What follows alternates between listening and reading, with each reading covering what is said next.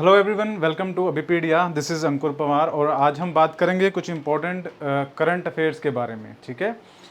ये जो current affair रहने वाले हैं ये आपके जुलाई मंथ के रहने वाले हैं और इन करंट अफेयर्स के अंदर जो कुछ इम्पोर्टेंट जुलाई के अंदर जो इवेंट्स हुई हैं उनके बारे में हम बात करेंगे। और ये करंट अफेयर्स जो हैं आपको आपके एग्ज़ाम में काफ़ी ज़्यादा हेल्प करने वाले हैं, क्योंकि हम इस करंट अफेयर से रिलेटेड जो मेन इवेंट हुई है उसके बारे में और उससे रिलेटेड जो अदर चीज़ें हैं उन सभी चीज़ों के बारे में चर्चा करेंगे। आपका जो एग्ज़ाम है उसके अंदर मोस्ट प्रोबेबली यहाँ से क्वेश्चन आने के चांसेस ज़्यादा बनते हैं, क्योंकि अगर देखा जाए तो एग्ज़ाम आपका होने वाला है बहुत ही जल्द। और इस बीच में अगर देखा जाए तो जो आपका जो ये करंट अफेयर्स हैं ये आपके जुलाई मंथ के रहने वाले हैं। तो मेरे ख्याल से आपके जो करंट अफेयर्स है ये काफ़ी ज़्यादा काम आने वाले हैं एग्ज़ाम के अंदर। चलिए शुरुआत करते हैं करंट अफेयर की। सबसे पहले अगर बात करें एसएससी, अगर एसएससी सीजीएल सीएचएसएल आप इनकी तैयारी कर रहे हैं तो हमारा ग्रुप है जिसका डिस्क्रिप्शन जो लिंक है वो आपको डिस्क्रिप्शन के अंदर मेंशन हो जाएगा। आप वहां पर जाकर क्लिक कर सकते हैं और हमारा जो ये व्हाट्सएप ग्रुप है इसे ज्वाइन कर सकते हैं। इसके अलावा अगर बात करें तो हमारा कोर्स हैं जो कि आपको 4999 के अंदर अवेलेबल है, जिसमें आपको वीडियो लेक्चर्स मिल जाएंगे, टेस्ट सीरीज मिल जाएंगी और साथ में आपके करंट अफेयर्स जो हैं वो सब आपको देखने को मिलेगा। पीडीएफ भी है जो वो अवेलेबल होगी। ठीक है। तो ये आपका कंप्लीट कोर्स हो जाएगा जिसके अंदर आप इजीली एग्जाम की जो तैयारी है वो कर सकते हैं। आगे अगर बात करें हमारे फर्स्ट करंट अफेयर के बारे में, it is very important current affairs जो कि हमें रिसेंटली जुलाई मंथ के अंदर देखने को मिलता है। तो देखिए, नारकोटिक्स हेल्पलाइन मानस लॉन्च्ड। तो सबसे पहले शुरुआत, जैसा कि मैं हर बार कहता हूं कि एक लाइन जो होती है आपकी, एक लाइन जो होती है उसी के अंदर कई सारे क्वेश्चन जो हैं वो छुपे हुए होते हैं। जैसे कि सबसे पहले यहाँ पे नारकोटिक शब्द जो है वो इम्पोर्टेंट है, उसके बाद ये हेल्पलाइन इम्पोर्टेंट है, देन मानस इम्पोर्टेंट है। तो क्या है इसके अंदर कि सबसे पहले आप याद रखेंगे कि एक हेल्पलाइन जो है वो स्टार्ट की गई है जिसका नाम क्या है, मानस है। और ये मानस हेल्पलाइन रिलेटेड किस चीज़ से है, नारकोटिक्स के साथ रिलेटेड है। तो आपको जब सवाल पूछा जाएगा एसएससी के थ्रू तो ज़रूरी नहीं है कि एसएससी सिंपली आपसे पूछे कि मानस हेल्पलाइन जो है वो किस मिनिस्ट्री ने लॉन्च की है। ऐसा भी सवाल पूछा जा सकता है कि मानस हेल्पलाइन किस चीज़ से रिलेटेड है या फिर कौन सी मिनिस्ट्री ने लॉन्च की है, इसके अंदर क्या होने वाला है। काफ़ी सारी चीज़ें यहाँ पे निकल के आती हैं, तो वो आपसे क्वेश्चन जो है वो पूछे जा सकते हैं। देखिए, हम शुरुआत करें सबसे पहले करंट अफेयर की। तो गवर्नमेंट ऑफ इंडिया ने क्या किया है, नेशनल नारकोटिक्स हेल्पलाइन जिसका नाम है मानस, उसको लॉन्च किया है 18 जुलाई, जो कि काम करेगी 24/7, मतलब 24 घंटे वो आपकी काम करेगी, हफ्ते में 7 दिन काम करेगी। हेल्पलाइन का काम क्या है कि जो हेल्पलाइन है उसका जो नंबर है वो भी आपको याद रखना जरूरी है, 1933 ये इसका कॉन्टैक्ट नंबर है, हेल्पलाइन का नंबर है। ये हेल्पलाइन आपके काम आएगी किस चीज़ को रोकने के लिए, जो ड्रग ट्रैफिकिंग होती है उसको रोकने के लिए। ठीक है। अब देखिए ये चीज़ की ज़रूरत क्यों पड़ी, हमें ये भी ध्यान देना पड़ेगा। इंडिया के अंदर अगर आप देखेंगे तो आए दिन कुछ ना कुछ दिनों बाद आपको ये न्यूज़ सुनने को ही मिलती है कि कहीं ना कहीं पर जो ड्रग ट्रैफिकिंग है वो हमने पुलिस ने पकड़ी है, कहीं पे ड्रग्स जो हैं वो कलेक्ट किए हैं, एयरपोर्ट हो, रेलवे स्टेशन हो या फिर कहीं भी दूसरी जो पार्टीज चलती हैं वहाँ पर ये चीज़ें देखने को मिलती हैं।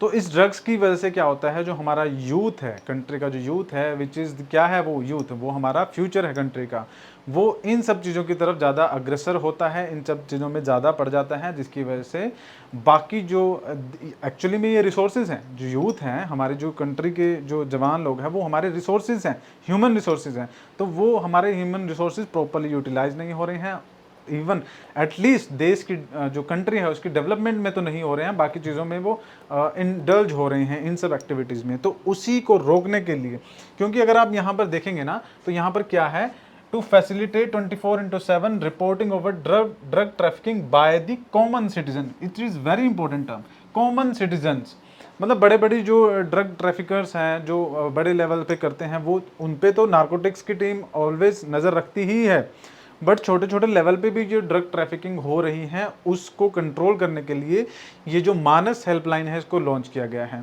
कुछ कुछ कीवर्ड्स हम हमेशा याद रखेंगे हर एक करंट अफेयर के अंदर, नारकोटिक्स हेल्पलाइन, हेल्पलाइन नंबर 1933, क्या नाम है, मानस है, 24/7 ये काम करेगी। और किसके लिए, ड्रग ट्रैफिकिंग को रोकने के लिए बाय द कॉमन सिटीजन्स, ठीक है। और हो सकता है आपसे मानस से रिलेटेड इसके फुल फॉर्म भी पूछा जाए तो वो भी आप याद रखेंगे, मादक पदार्थ, इट इज, ये हिंदी में है, ठीक है, मादक पदार्थ निषेध सूचना केंद्र, ठीक है। तो ये आपका जो फुल फॉर्म है मानस की बनती है। और ये मिनिस्ट्री आपकी मिनिस्ट्री ऑफ होम मिनिस्ट्री की देखरेख में, मिनिस्ट्री ऑफ गृह मंत्रालय में भारत सरकार के मार्गदर्शन में ये जो आपकी हेल्पलाइन है उसको लॉन्च किया गया है। साथ के साथ यहाँ पर वेबसाइट जो है NCMB मानस जो नार्कोटिक्स है उससे ncmbmanas.com, ये वेबसाइट भी जो है आपकी लॉन्च की गई है, ठीक है। नंबर भी आप ध्यान में रखेंगे, किस लिए है ये भी ध्यान में रखेंगे, किसने लॉन्च की है वो भी ध्यान रखेंगे। ये सारे, क्योंकि इन सबसे एक एक क्वेश्चन बनता है, किसी भी तरह से जो क्वेश्चन है वो SSC आपसे पूछ सकती हैं। खैर बहुत सारी चीज़ें नहीं है, थोड़ी थोड़ी चीज़ें हैं करंट अफेयर में, आप इतना याद रख सकते हैं, ठीक है। तो आगे बढ़ते हैं अगले नेक्स्ट करंट अफेयर के साथ। नेक्स्ट है हमारा MDL granted Navratna status.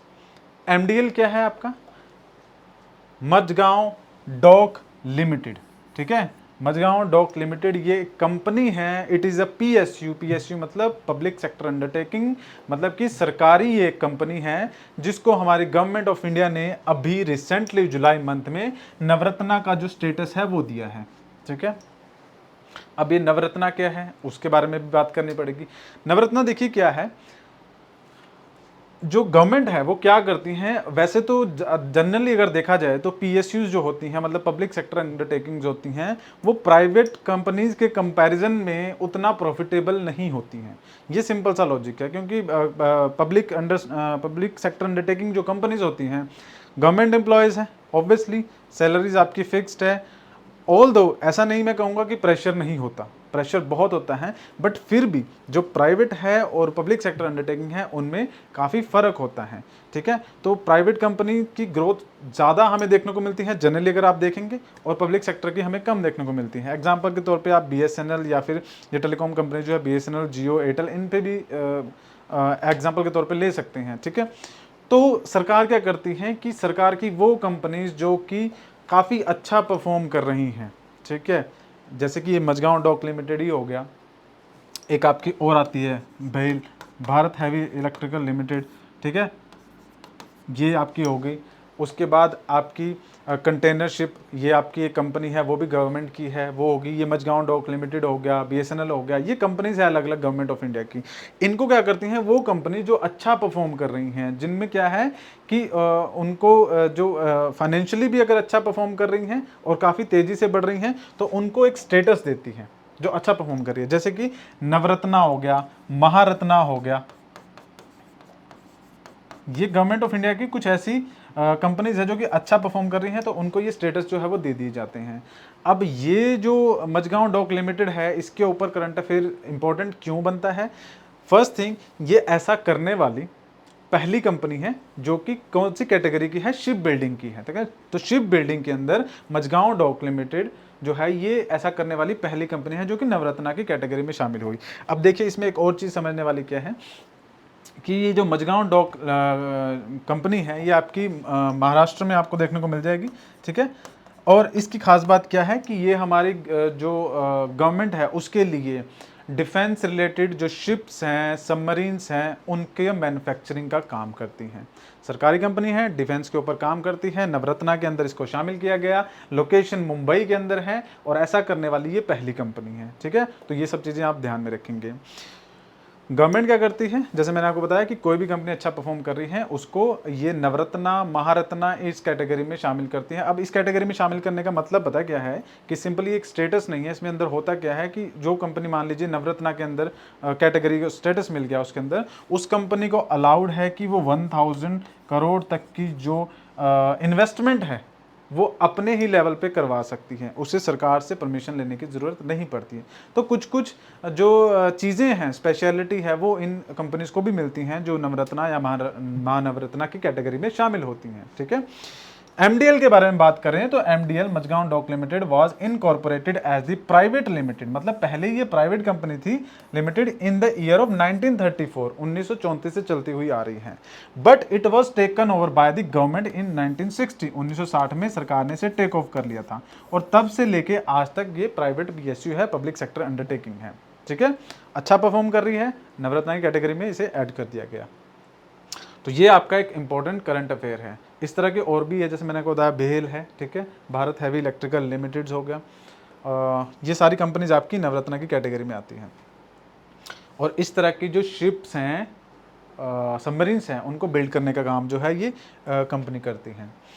Next आपका करंट अफेयर है, India develops a new explosive SEBEX 2।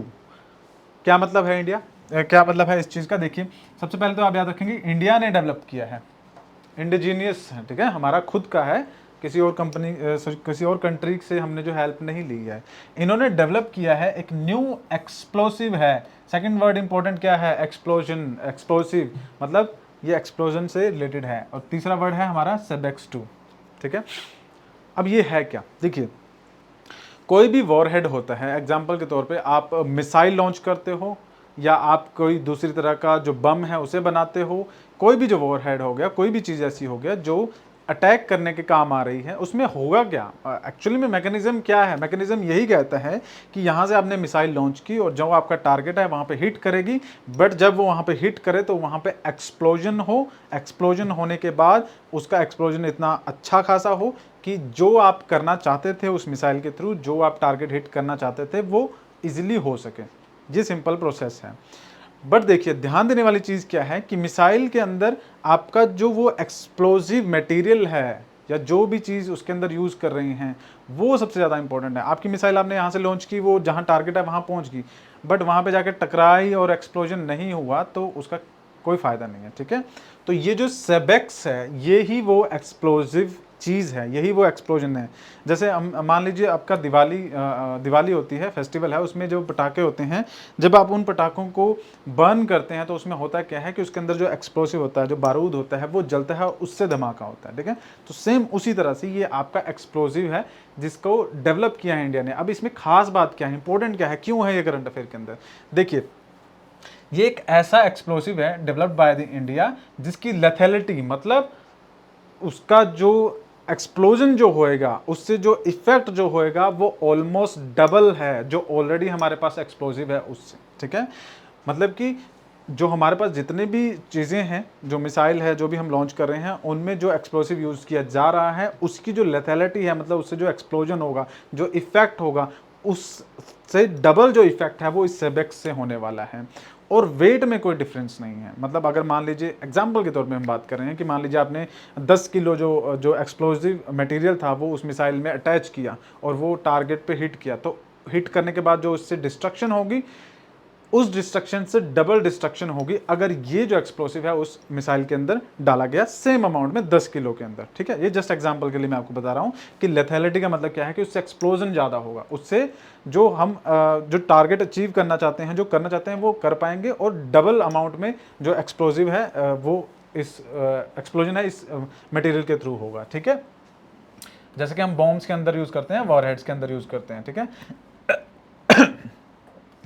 देखिए, सर्टिफाइड बाय द नेवी के द्वारा सर्टिफाइड किया गया सेबेक्स है is among the most powerful conventional explosive in the world, developed by the economic explosive limited, a subsidiary of the solar industries, Nagpur की ये subsidiary है, उन्होंने इसको डेवलप किया है। तो इंडिया का खुद का है, इंडिजिनियस है, बाहर से कोई किसी भी तरह की कोई हेल्प नहीं है।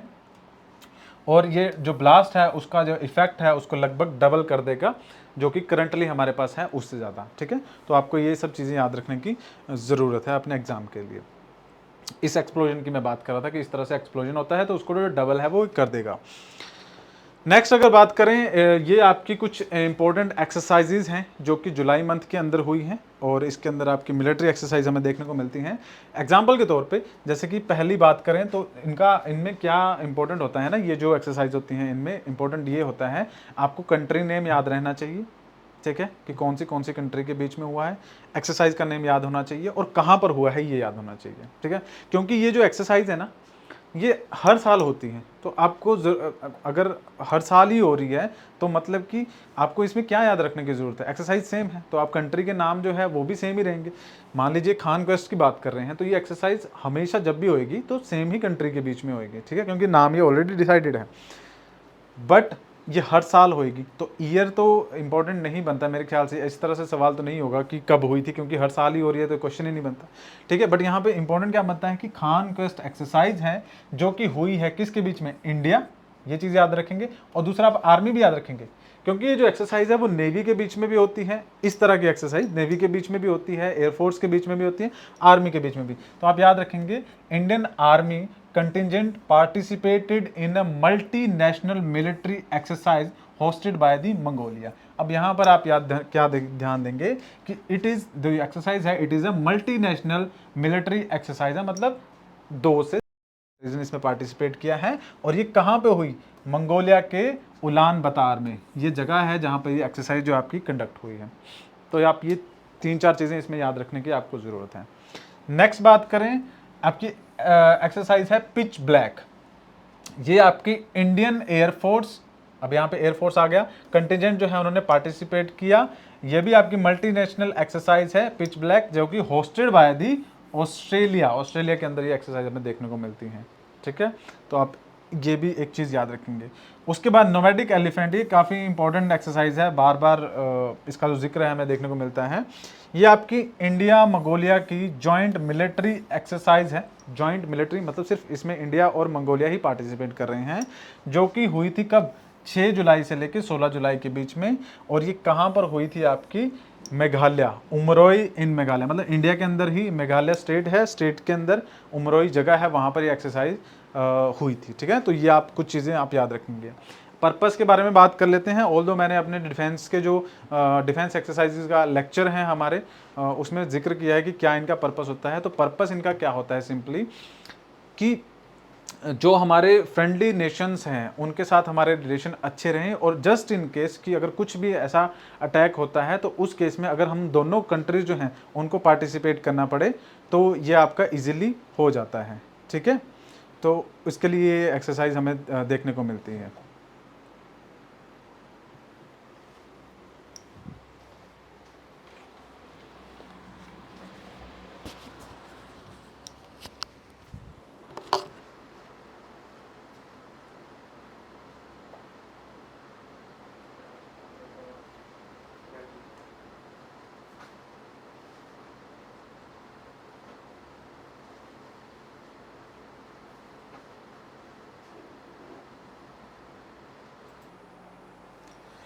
तो जैसे मैंने बताया आपको कि ये जो एक्सरसाइजेज है, अगर कुछ भी इस तरह का इवेंट होता है जिसमें हमारी कंट्री और मान लीजिए मंगोलिया का एग्जांपल लेके चले, तो उनको अगर इकट्ठे कोई जॉइंट ऑपरेशन करना पड़े तो उस टाइम पे जो एक कनेक्शन है वो इजीली बिल्ड हो सके, हमें पता हो कि किस तरह से हमारी आर्मी काम करती है या फिर मंगोलिया की आर्मी काम करती है, तो वो ऑपरेशन जो है उसको करना थोड़ा सा ईजी हो जाएगा, इसलिए ये एक्सरसाइज जो है वो करवाई जाती हैं। और इवन हमारा जो पर्पस है ये भी बनता है कि हमारे फ्रेंडली नेशन जो हमारे कंट्रीज है आसपास उनके साथ अच्छे रिलेशंस रहे, तो इसलिए भी ये मिलिट्री एक्सरसाइज जो है वो करवाई जाती हैं। आई होप आपको इतना क्लियर हो गया होगा। नेक्स्ट अगर करंट अफेयर की बात करें तो ये है आपका Singapore tops the list of the best passports. अब ये क्या चीज़ है, देखिए एक ऑर्गेनाइजेशन है जिसका नाम है हेनली पासपोर्ट, और ये एक इंडेक्स इशू करते हैं जिसको बोलते हैं हेनली पासपोर्ट इंडेक्स। और ये क्या करते हैं, ये इंडेक्स एक रिलीज करते हैं, ठीक है। इंडेक्स इन द सेंस कि वर्ल्ड के अंदर बहुत सारी कंट्रीज हैं, उन सभी कंट्रीज के अंदर कौन सी कंट्री का जो पासपोर्ट है कितना ज़्यादा पावरफुल है वो इस इंडेक्स के अंदर मेंशन होता है। जैसे कि अगर बात करें तो इन्होंने इस साल जो है वो पासपोर्ट इंडेक्स जो है वो इशू किया है, जिसके अंदर 23 जुलाई को, जिसके अंदर जो टॉप जो रैंक है वो कौन सी कंट्री का है, तो वो आपका सिंगापुर का है। सिंगापुर याद रखिएगा, सिंगापुर ने टॉप किया है हेनले पासपोर्ट इंडेक्स के अंदर, ठीक है, जिसमें टोटल 199 जो कंट्रीज़ है या फिर पासपोर्ट जो हैं वो आपके रखे गए थे, और इसमें आपके जो सिंगापुर है वो टॉप करती है। उसमें क्या है, अब ये टॉप किस तरह से करेगी या कैटेगरीज किस तरह से बनाई जाती है कि मतलब कौन सी कंट्री को हम टॉप पे रखेंगे, तो इस बेसिस पे होता है कि मान लीजिए 199 कंट्रीज़ हमने इस इंडेक्स के अंदर लेके चले, अब उन 199 कंट्रीज़ के अंदर कौन सी ऐसी कंट्री है जहाँ के पासपोर्ट को बाकी अदर जो कंट्रीज़ हैं वीज़ा फ्री एंट्री दे देती है, ठीक है, मतलब वीज़ा की रिक्वायरमेंट नहीं है, या तो वीज़ा ऑन अराइवल मिल जाता है या फिर वीज़ा की ज़रूरत नहीं है। तो कौन सी एक ऐसी कंट्री है जिसके पासपोर्ट को इजीली उन सभी कंट्रीज़ में आना जाना अलाउड है? पासपोर्ट इन द सेंस मतलब वो person who wants to go in that countries, so उनमें जाना अलाउड है। तो सिंगापुर एक ऐसी कंट्री है जिसमें जो ये जो 199 कंट्रीज जो हमने लेके चले थे इस इंडेक्स में, उसमें से 195 कंट्रीज के अंदर अगर कोई ऐसा पर्सन है who has the passport of Singapore, वो इजीली इन 195 कंट्रीज में जा सकता है। या तो वीज़ा ऑन अराइवल अवेलेबल होगा या तो वीज़ा की रिक्वायरमेंट ही नहीं होगी, ठीक है। तो इसलिए सबसे पावरफुल जो आपका पासपोर्ट इंडेक्स में सिंगापुर का जो नाम आता है। इसके बाद अगर बात करें तो countries like France, Germany, Italy, Japan, Spain, ये बाकी जो दूसरी कंट्रीज हैं इन्होंने सेकंड रैंक जो है आपका सिक्योर कर रखा है, ठीक है। इसके अंदर अगर बात करें इंडिया की, क्योंकि हमें इंडिया के अंदर हम रहते हैं तो हमें इंडिया के बारे में जानना जरूरी है, तो 82nd रैंक है हमारा, ठीक है। 82nd रैंक मतलब ये 199 जो कंट्रीज हैं उनमें से 58 कंट्रीज ऐसी है जहां पर इंडिया का जो पासपोर्ट है या फिर पासपोर्ट होल्ड करने वाला जो पर्सन है वो इजीली जा सकता है, वीज़ा ऑन अराइवल होगा या फिर वीज़ा फ्री एंट्री जो है वहाँ पे मिलेगी, ठीक है। तो ये इंडिया का रैंक है 82। आपको क्या याद रखना ज़रूरी है? सबसे पहले कि टॉप पे कौन है, दैट इज़ योर सिंगापुर। उसके बाद याद रखना ज़रूरी है कि इंडिया का रैंक कितना है, 82। उसके बाद याद रखना ज़रूरी है कि लास्ट में कौन है। तो लास्ट की अगर बात करें तो उसमें अफ़गानिस्तान आता है या फिर आपका सीरिया आता है। तो ये कंट्रीज़ वो हैं जहाँ पर जो सबसे लास्ट में आ रही है इस इंडेक्स के अंदर। अब ये लास्ट में कैसे आएगी? लास्ट का भी देखिए इसमें लॉजिक ये है कि इन कंट्रीज़ से किसी ना किसी तरह का जो थ्रेट है वो अदर कंट्रीज़ को लगता होगा, तो इसीलिए जो इजीली वीज़ा जो है वो प्रोवाइड नहीं किया जाता है, ठीक है। तो ये चीज़ होती है जिसकी वजह से ऐसा होता है। नेक्स्ट बात करें 24th SCO summit hosted by Kazakhstan. Kazakhstan आपकी कंट्री है, ठीक है। तो इस कंट्री में क्या किया है, SCO की 24 जो समिट है उसको होस्ट किया है, ठीक है। SCO की अगर बात करें तो 24th meeting of the SCO that is your Shanghai corporation organisation took place on July 3 और 4, जिसके अंदर मेंबर कंट्रीज ने जो है वो regional cooperation and security issues के ऊपर बात की है, ठीक है। संघाई कॉरपोरेशन ऑर्गेनाइजेशन एक ऑर्गेनाइजेशन है, हम मेंबर्स के बारे में बात करेंगे, बट इनका 24th मीटिंग जो है अभी हुई है कजाकिस्तान के अंदर। याद रखेंगे कजाकिस्तान इंपॉर्टेंट है कि कहाँ पे हुई है। उसके बाद याद रखेंगे कि ये किस चीज़ के ऊपर बात की है, तो इन्होंने regional cooperation and security dialogue जो है वो किया है, सिक्योरिटी के ऊपर बात की है। बात करें SCO ऑर्गेनाइजेशन की तो it's a political, economic and security group that was established in 2001 के अंदर इस्टेब्लिश किया गया था।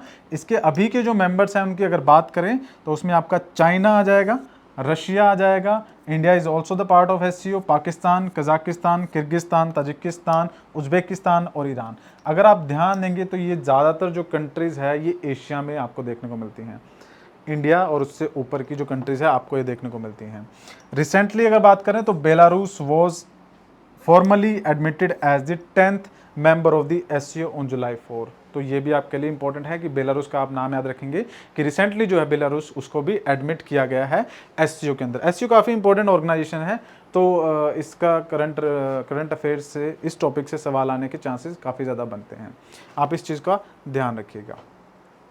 लास्ट में आप लोगों के लिए क्वेश्चन है, हमारी प्रीवियस जो करंट अफेयर की सीरीज थी उसमें लेक्चर में मैंने आपको पढ़ाया भी था, तो आपके लिए क्वेश्चन है। क्वेश्चन कुछ इस तरह से है, Vinay Mohan Kwatra former Indian foreign secretary has been nominated as the next Indian ambassador to which country. ये काफ़ी इंपॉर्टेंट क्वेश्चन है, तो एग्ज़ाम में आने के चांसेस बनते हैं, इसलिए आपको इसका जवाब देना होगा कि विनय मोहन क्वात्रा जो है वो रिसेंटली अभी अपॉइंट किए गए हैं as of Indian foreign secretary, but कौन सी कंट्री के लिए अपॉइंट किए गए हैं एम्बेसडर, वो आपको आंसर देना है कमेंट सेक्शन में। China, Russia, USA, Canada, 4 countries हैं, इनमें से किसी ये एक का जो है वो राइट आंसर है। इन चारों कंट्री में से एक कंट्री में वो एज ए एम्बेसडर जो है वो अपॉइंट किए गए हैं, तो आपको उसका राइट आंसर बताना है, ओके। कमेंट सेक्शन में ज़रूर कमेंट करके बताइएगा। उसके बाद में राइट आंसर भी आपको जो है कमेंट सेक्शन में ही बता दिया जाएगा। आगे अगर बात करें तो ये हमारा ग्रुप है, व्हाट्सएप ग्रुप, जिसके थ्रू आप अपने एग्ज़ाम की प्रिपरेशन कर सकते हैं। एसएससी, सीजीएल, सीएचएसएल की अगर आप तैयारी कर रहे हैं तो इस ग्रुप का जो लिंक है वो डिस्क्रिप्शन में आपको मिल जाएगा। ये हमारे कोर्स की डिटेल्स है जो कि 4999 के अंदर आपको अवेलेबल होएगा। इसमें आपका video lectures, PDF, test series, current affairs, ये सब कुछ आपको इन्हीं एक कोर्स के अंदर अवेलेबल हो जाएगा। इसका भी जो लिंक है वो आपको डिस्क्रिप्शन के अंदर देखने को मिल जाएगा। आगे अगर मैं बात करूं तो देखिए हमारी वेबसाइट है जो कि अभिपेडिया.अभिमन्यु के नाम से आपको मिल जाएगी। आप उस वेबसाइट पे अगर जाएंगे तो यहाँ पर चूज़ एग्ज़ाम का एक सेक्शन मिल जाएगा आपको। इसी एग्ज़ाम में अगर आप नीचे की तरफ जाएंगे तो स्टाफ सिलेक्शन कमीशन एसएससी का और अदर एग्ज़ाम का भी है। एसएससी की अगर बात करें तो यहाँ पे सीजीएल एग्ज़ाम का पोर्शन है, वहाँ पे अगर आप जाएंगे तो उसी में नीचे आपको कई कोर्सेज मिल जाएंगे। ऑल इंक्लूसिव भी है, वीडियो कोर्सेज भी है, टेस्ट कोर्सेज भी है, अभिपीडिया के कुछ छोटे कोर्सेज भी है, टेस्ट सीरीज भी आप ज्वाइन कर सकते हैं। अगर बात करें छोटे कोर्सेज तो आप उनको भी ज्वाइन कर सकते हैं। ये जो छोटे कोर्सेज हैं ये आपको 180, 170, 226 इस तरह से ये इन प्राइसेज में अवेलेबल हैं। तो आप इनको यहाँ से परचेज कर सकते हैं। किसी भी तरह का कोई डाउट हो, कोई इन्फॉर्मेशन चाहिए हो तो आप कमेंट सेक्शन में पूछ सकते हैं, हम वहाँ पे आपका रिप्लाई करेंगे।